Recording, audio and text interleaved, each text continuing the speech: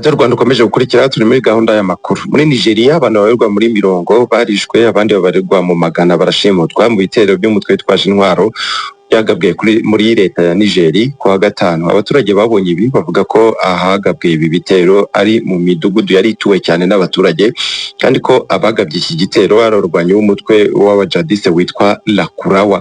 Kugeza ubu mubare nyawo wabishwe ndetse n'abashimuswe ntabwo uramenyekana, gusa abayobozi b'inzego z'ibanze ndetse n'inzego z'umutekano baracyagerageza kumenya neza umubare w'abahitanwe n'ibi bitero ndetse naho abashimuswe baba baherereye.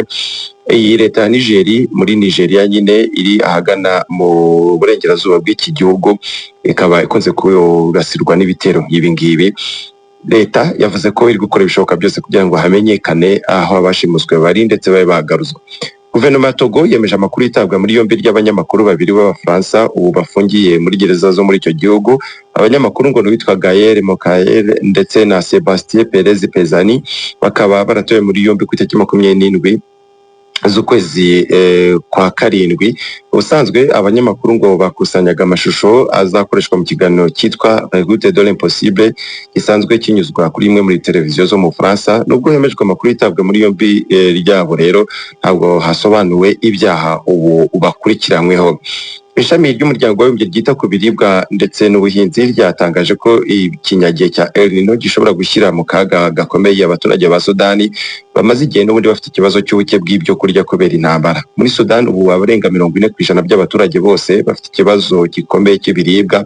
Gusa iki kibazo gishobora kurushaho gukomera kubera ikinyagihe cyiswe El Nino kiri gutuma ubushyuhe bukomeza kuba bwinshi cyane muri Sudani, ndetse byanatumye ngo amazi y'uruzi rwa Nili agabanuka cyane kandi ariho abaturage benshi bakuraga uburyo bwo kuhira ndetse no guhinga hafi y'uru ruzi, bigatuma babona ibyo kurya bihagije. Ishami ry'umuryango w'abibumbye ryita ku biribwa rivuga ko iki gihe cy'ihinga muri Sudani kiri kugerwaho ingaruka zikomeye n'imihindagurikire y'ikirere, bityo rero ko ibibazo by'inzara n'ubundi bisanzwe muri iki gihugu bishobora gukomeza kwiyongera. Yani makuru kuwa mbere w'icyumweru gitaha nibwo Leta Zunze Ubumwe za Amerika zizatangaza ibihano bishya by'ubukungu byiswe ko bikaze cyane kurusha ibindi mu mateka y'ibihano Amerika yafatiye igihugu cya Irani. Ibi ngo bikazanagira n'ingaruka zikomeye cyane ku bafatanyabikorwa ba Irani cyane cyane mu bijyanye n'ubukungu. Umunyamabanga wa Leta Zunze Ubumwe za Amerika ushinzwe imari Scott Bessent yavuze ko bizatangarizwa mu kiganiro n'itangazamakuru nyine ejo kuwa mbere. Amerika kandi yamagariye Ubushinwa kuzashyigikira ibyo bihano kuko ibi bihano ngo birimo gukumira ibikomoka kuri peteroli byo muri Irani ku isoko mpuzamahanga. Nyamara Ubushinwa bugura igice kinini cy'ibikomoka kuri peteroli biva muri Irani kuko Ubushinwa ngo bugura hafi 80% y'ibikomoka kuri peteroli biva muri Irani.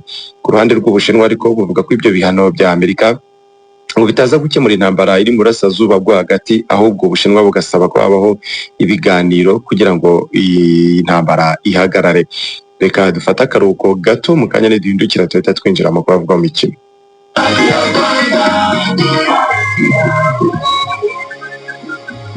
Reka nerure uvuge imyato. Umva ya magambo ya Albert Einstein, utangira kubaho iyo utangiye kwiga. Ibi bisobanuye ko abantu bagiye kwiyandikisha muri Ines Ruhengeri muri September Intake aribwo bagiye gutangira kubaho.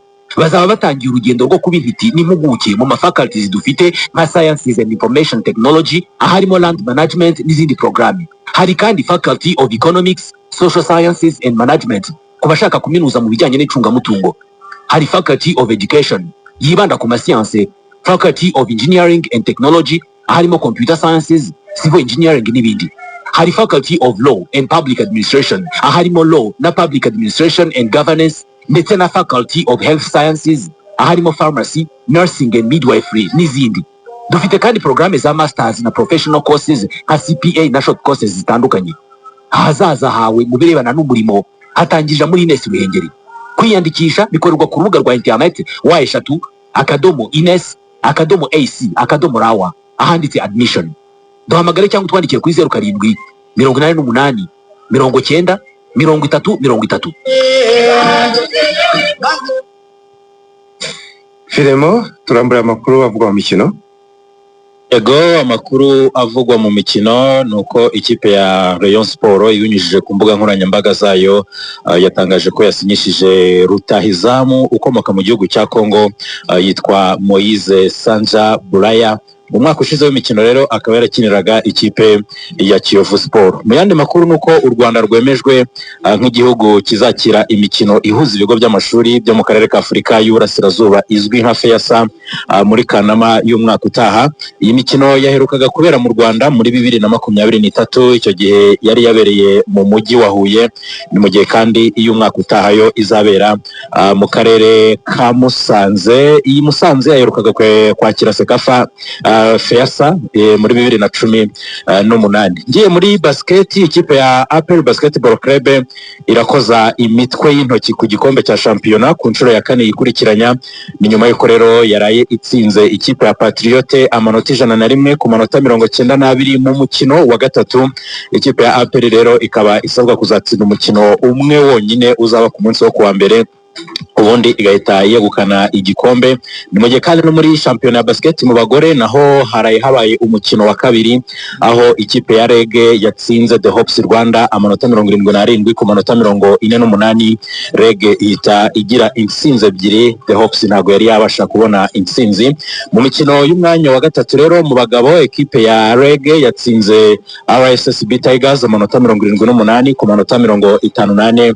Aya ma ekipe yombi anganya intsinzi imwe kuri imwe. Ni mu gihe Kepra aho ni mu bagore yo yatewe maga y'amanota 20 nyuma yo kubura muri BK Arena, aho yagombaga guhurira n'ikipe ya APR Women Basketball Club mu mukino wo guhatanira umwanya wa gatatu. Hirya y'imipaka y'u Rwanda, Vipers yo mu gihugu cya Uganda yegukanye Super Coupe ya 2026 itegurwa n'ishyirahamwe ry'umupira w'amaguru mu gihugu cya Uganda FUFA. Yabigezeho rero nyuma yo gutsinda ikipe ya Kitara ibitego 3 ku gitego kimwe. I Burayi bigoranye cyane, Real Madrid yabonye amanota 3 ya mbere muri La Liga muri sezo itaha, ni nyuma yo gutsinda Espanyol ibitego 2 ku gitego kimwe. Ni ibitego byatsinzwe na Jude Bellingham ku munota wa 9 ndetse na rutahizamu Carlos SP ku munota wa 90. Igitego kimwe rukumbi cy'ikipe ya Espanyol cyatsinzwe n'umusore witwa Alex Calatrava ku munota wa 30. N'amanota atatu ya mbere rero Jose Mourinho abonye nyuma yo kugaruka muri iyi kipe ya Real Madrid, ndetse no muri 11 bari babanjemo yari yahaye amahirwe abakinyi bose yaguze muri Mercato iheruka. Ni mu gihe kandi ku rundi ruhande ikipe ya Manchester United yo ntabwo yatangiye Premier League neza nyuma yo gutsindwa na Hull City ibitego 2 ku busa. Ni ibitego byatsinzwe na Semi Ajayi ku munota wa 17 ndetse na Nobo Mendy ku munota wa 38. Ikipe ya Manchester United yaherukaga gutsindwa n'ikipe izamutse mu cyiciro cya mbere ku mukino ufungura shampiyona mu 1992 ubwo yatsindwaga na Sheffield ibitego 2 ku gitego kimwe. Imikino rero iraza gukomeza uyu munsi saa 9 zuzuye. Brighton iraza kwakira Aston Villa, ni mu gihe kuri iyo saha Manchester City irakira AFC Bournemouth. Saa 11:30 Newcastle United yakire ekipe ya Liverpool. Muri La Liga naho baraza gukina, ariko umukino abantu benshi bategereje ni wa Elche iraza kwakira ikipe ya FC Barcelona saa 3:30. Mu yandi makuru nuko ikipe ya Besiktas yamaze kohereza ubusabe muri ekipe ya Newcastle, barimo kwifuza umusore witwa Joe Willock. Ni mu gihe kandi witwa Bradley Barcola ntago ari mu bakinnyi ikipe ya Paris Saint-Germain iraza kwifashisha ku mukino iracakiranamo na Rennes saa 2:45. Impamvu nta yindi nuko uyu musore akomeje gukurikirana transfer yiwe imuvana muri Paris Saint-Germain imwerekeza muri Liverpool. Undi musore udahari ni Ibrahim Mbaye, uyu we ntago yari yabona ekipe imwifuza. Ni mu gihe kandi uwitwa Ismail Sarr ku munsi w'ejo ntago yabonetse mu bakinnyi ekipe ya Crystal Palace yakoresheje ikina n'ikipe ya Everton, kuko uyu musore nawe arimo kwifuzwa n'ikipe ya Galatasaray, ndetse bamaze kumvikana ibireba umukinnyi ku giti cye nubwo amakipe atarahura ngo abashe kuba yaganira. Ni mu gihe kandi uwitwa Leo Goretzka ashobora kwerekeza muri ekipe ya Aston Villa, ni nyuma yuko Leo Goretzka yamaze kuvugana na Unai Emery ko ashobora kuba yakwerekezayo. Uyu musore yageze muri ekipe ya Bayern Munich 2018, kugeza magingo yaramaze kuyikinira imikino 312. Muri iyo mikino rero yamaze gutsindamo ibitego 51. naho ekipe ya RB Leipzig iracyakomeje gushaka umusore witwa Christophe Nkuku, ariko kandi ntabwo ari iyi kipe yonyine irimo kumwifuza kuko n'ama ekipe arimo za Galatasaray ari kumushaka. Uyu rero Christophe Nkuku ntabwo ari ubwa mbere yaba agiye muri ekipe ya RB Leipzig kuko yageze muri ekipe ya Chelsea ariho avuye, ariko kugeza amagingo aya akaba yakinaga shampiyona yo mu gihugu cy'Ubutaliyani muri ekipe yitwa AC Milan.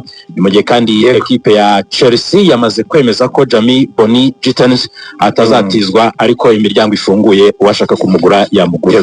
Urakoze cyane, tugeze ku musozo w'amakuru twabateguriye. Dufata akaruhuko gato, mu kanya n'ingaruka ndabagezaho amakuru y'ingenzi y'iki cyumweru turi gusoza.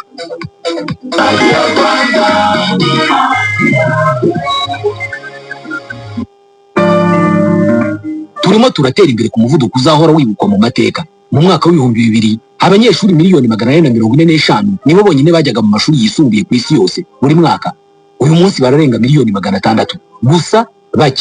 Bake cyane muri aba nibo bagira amahirwe yo kwiga mu mashuri ameze nka Apred Ndera. Iri shuri ntabwo rirera gusa, ahubwo ryubaka abahanga n'abanyamwuga b'ejo hazaza binyuze mu masomo y'icyiciro rusange no mu mashami nka Math and Sciences, Arts and Humanities, indimi, combination nka PCB, PCM, MCB, MPG, MPC, MCE, MEG na HGL. Apred Ndera yubaka abanyamwuga binyuze muri TVET School mu mashami nka mekanike, amashanyarazi y'imodoka, kugorora no gutera irangi imodoka, amashanyarazi yo mu rugo, gusudira, kogosha, gutunganya imisatsi, makeup, ubudozi, ikoranabuhanga no gukanika mudasobwa, programme za mudasobwa n'ibindi. Hari amacumbi y'abahungu n'abakobwa, kandi abanyeshuri bose bigishwa amategeko y'umuhanda no gutwara imodoka nta kindi kiguzi. Hamagara 07 88 90 74 07. Waniyandikisha unyuze kuri wa3 /apredndera.com.